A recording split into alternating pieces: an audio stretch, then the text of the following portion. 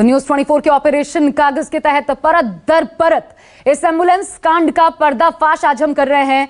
आपने ये तो देख लिया कि कैसे ये करोड़ों का घोटाला किया गया, इसकी जांच भी होगी कह दिया गया है। लेकिन बड़ा मुद्दा यह है कि जो एम्बुलेंस आई है, आखिर वो एम्बुलेंस कहां है अब ये जान लीजिए, और किस हालत में एम्बुलेंसेस पड़ी है ये भी जान लीजिए। एम्बुलेंस खरीद की जा रही है, मरीजों को इसका लाभ हो इसी के तहत की जा रही होगी। लेकिन अब आपको दिखाते हैं इन एम्बुलेंसेस का क्या हो रहा है। आपको बता दें कि करोड़ों खर्च करके जो एम्बुलेंस आई वो अस्पतालों के पार्किंग लॉट में धूल फांक रही हैं। करोड़ों खर्च करके एम्बुलेंस मंगवा ली गई, लेकिन 10 से 15 हजार की पगार वाले ड्राइवर का इंतजाम नहीं हो पाया। इतना ही नहीं, लाखों लाख खर्च करके एम्बुलेंस के वर्ल्ड क्लास इक्विपमेंट्स इसमें लगाए गए, लेकिन चलाने के लिए ऑपरेटर नहीं है बिहार में। अब ग्राउंड रिपोर्ट देखिए, कहां कितनी एम्बुलेंस इस वक्त खड़ी है बिहार में और क्यों खड़ी है, यह सवाल भी उठता है। देखिए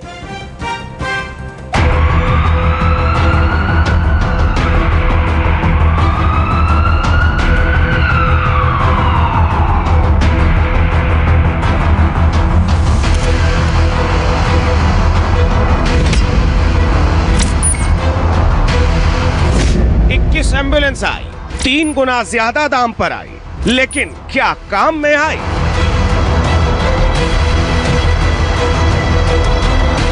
सवाल तो लाजमी है, क्योंकि एम्बुलेंस जनता के पैसे से आई है, आम आदमी के टैक्स के पैसे से आई है, लेकिन आम आदमी के काम ही नहीं आ रही है। 2.5 से 3 करोड़ के घोटाले के बाद आई एम्बुलेंस सीवान के अस्पतालों में धूल फांक रही है। यह इंतजार में है कि कब किसी के काम आए, कब किसी मरीज की जान बचाए। सवाल तो यह है कि आखिर किस एम्बुलेंस मौजूद है, लेकिन सब के सब महज शो पीस है।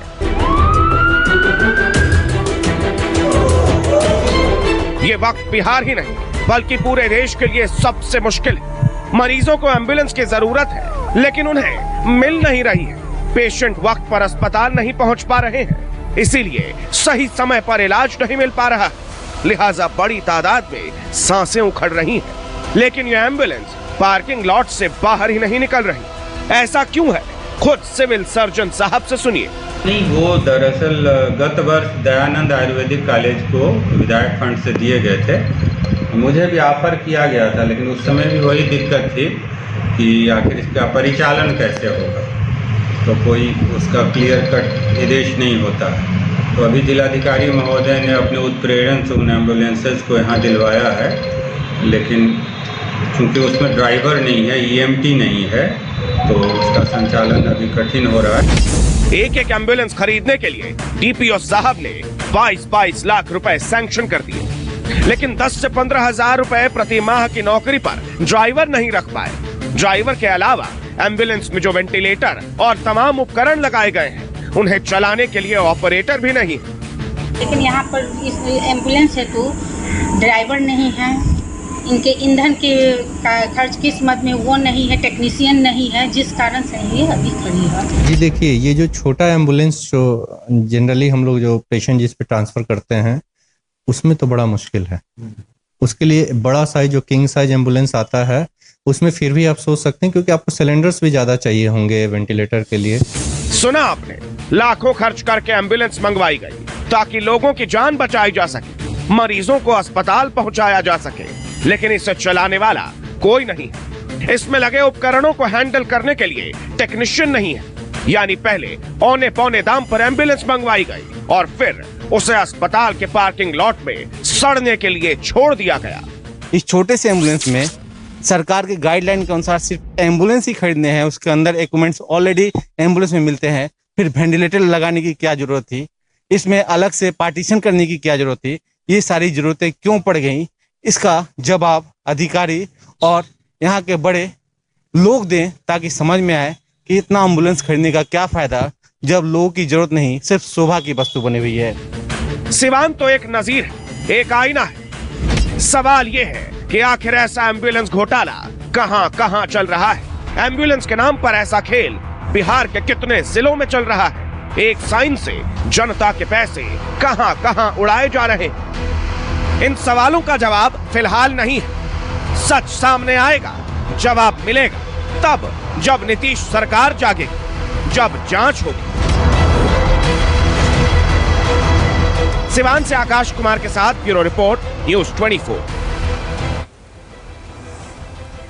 तो नहीं मिले ड्राइवर, ये तर्क दिया जा रहा है, और ये भी तब जब बिहार में अगर आप इन अनएम्प्लॉयमेंट की दर देखें, बेरोजगारी दर, वो राष्ट्रीय औसत से दोगुनी है। तब बिहार में कहा जा रहा है कि 10-15 हजार के एम्बुलेंस ड्राइवर ही नहीं मिलते।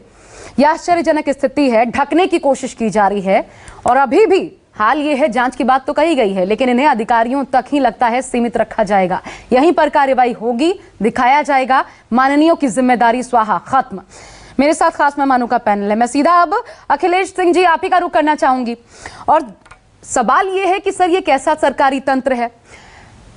इस सरकारी तंत्र को ये नहीं पता कि जीईएम से अगर खरीदा जा रहा है, गवर्नमेंट ई मार्केट प्लेस से अगर खरीदने के लिए ऑर्डर पास किया गया है, ये सरकारी ऑर्डर ही है ना कि जीईएम से खरीदना होगा। वहां से खरीद हो रही है कि नहीं हो रही है, कोई देखने सुनने वाला नहीं है। किस कंपनी को टेंडर दिया गया, कोई देखने सुनने वाला नहीं है। तो ये क्या है? सिर्फ ऑर्डर पास करना जिम्मेदारी है या ऑर्डर फॉलो करवाना भी जिम्मेदारी है? मुझे विश्वास कहीं नहीं, भरोसा है कि मैं बोल पाऊंगा, क्योंकि जितना विपक्ष ने जो सवाल उठाए हैं, मैं एक एक का जवाब देना चाहूंगा। अब रही बात एम्बुलेंस की, सिवान में एम्बुलेंस के मामले में जो भी मामले आए हैं, मैं विश्वास ही करना चाहता हूं। जो हमारा ट्रैक रिकॉर्ड है, अगर यहाँ पर किसी को समझ में नहीं आता, अगर आपको भी नहीं समझ में आता है तो कोई दिक्कत नहीं, लेकिन हमारा ट्रैक रिकॉर्ड है कि हम घोटालों की जांच।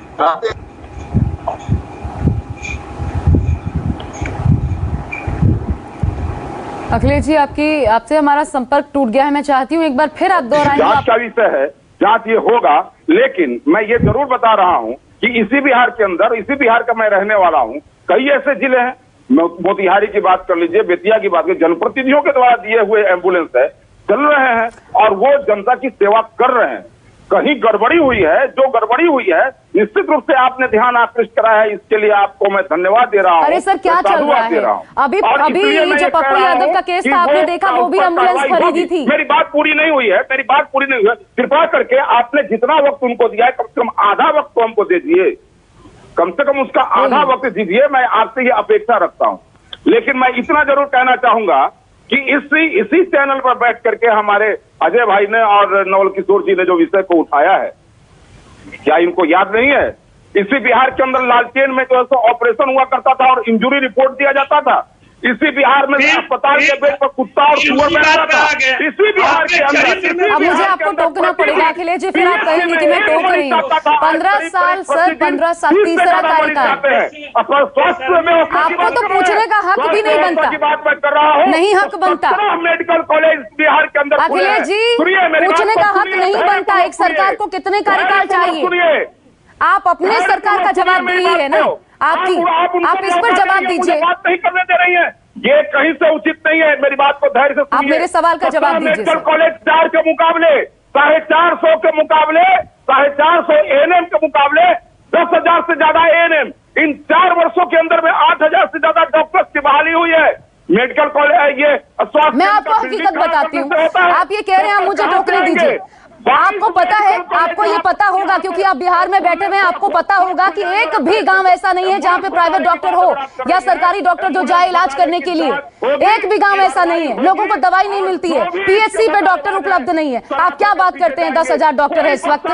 ये बिहार की स्थिति है। कोई राजनेता बख्शा जाता है, जो साथ के साथ जाति में आएगा वो जाएगा। आप कैसी बात कर रहे हैं? वो भी जाएगा, लेकिन ये बात समझ लीजिए, हालत बना रखी है आपने, नाटक कर रखा है लोगों के जान पे, लोग लगातार मर रहे हैं और अभी भी आपका भाषण याद सुने हम लोग। जवाब दीजिए। मंगल पांडे के साथ अरे अखिलेश जी, आरोप मत लगाइए। आपके ऊपर जो आरोप लगे उसका जवाब दीजिए।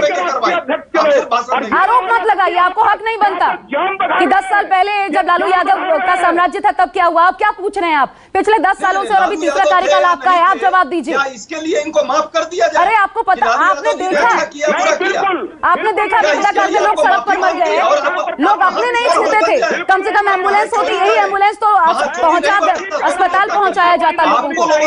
लेकिन रुकिए अजय जी, नवल जी, आरजेडी ने क्या किया, कार्रवाई होनी चाहिए।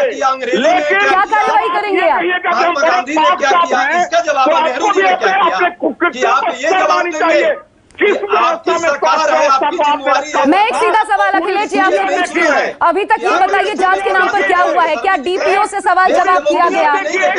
अखिलेश जी इस सवाल का जवाब दीजिए, क्या डीपीओ से सवाल जवाब किया गया है? क्या सिविल सर्जन से सवाल जवाब किया गया है? जी ये जो कमेटी में लोग थे, डीपीओ, सिविल सर्जन और ये डीडीसी, क्या इनसे अभी तक कोई सवाल जवाब किया गया है? क्या इनको फिलहाल सस्पेंड किया गया है जब तक जांच नहीं हो जाती? जांच क्या हुई है अभी तक, मुझे ये बताइए। नहीं, इसकी मुझे जानकारी नहीं है, क्योंकि आज सुबह से इस विषय को मैं देख रहा हूँ। निश्चित रूप से कार्रवाई हुई है कि नहीं हुई है सरकार के लोग बताएंगे। अगर कहिएगा तो मैं जानकारी लेकर के मैं बताऊंगा, लेकिन इतना बात आप समझ लीजिए कि निश्चित रूप से कार्रवाई होगी। वो समय चला गया, ये टिकट पार्टी के लोगों की पार्टी नहीं है।